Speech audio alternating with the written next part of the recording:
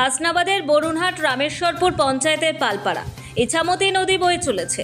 বর্ষায় যার রূপ ভয়ঙ্কর। নদীর একদিকে ভারত, অন্যদিকে বাংলাদেশ। ইছামতি নদীর মাঝে ধস নেমেছে।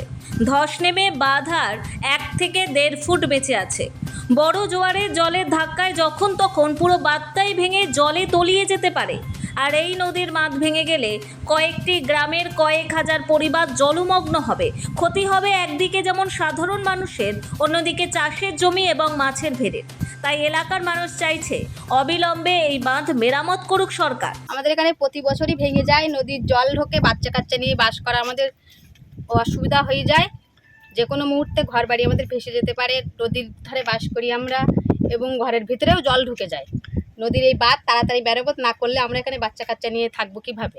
ওপারটা বাংলাদেশ, এপারটা ইন্ডিয়া। আমরা চাইছি যত তাড়াতাড়ি সম্ভব হয় এই নদীর বাঁধটা ঠিক করতে। আমাদের এখানে সমস্যা, আমাদের এখানে নদীর ধারে বাস করতে হয় ছেলেপিলে নিয়ে। আর এখানে প্রত্যেক বছরই এরকমই ভাঙে। এরা না ঠিক করতে পারলে আমরা ছেলেপিলে নিয়ে খুব সমস্যার মধ্যে থাকে। যত তাড়াতাড়ি পারে তত তাড়াতাড়ি ঠিক করে দেওয়া ভালো। এই বিষয়ে বরুণহাট রামেশ্বরপুর পঞ্চায়েতের প্রধান আবুল কালাম বলেন, নদীর বাঁধে 2 জায়গায় ধস নেমেছে। আমরা ইরিগেশন দফতরকে জানিয়েছিলাম। ইরিগেশন দফতর খুব দ্রুত ওই বাঁধ মেরামতের কাজ শুরু করবে বলে আশ্বাস দিয়েছে। সব মিলিয়ে নদী বাঁধ ধসের মধ্যে দাঁড়িয়ে থাকা মানুষ পেয়েছে আশ্বাস।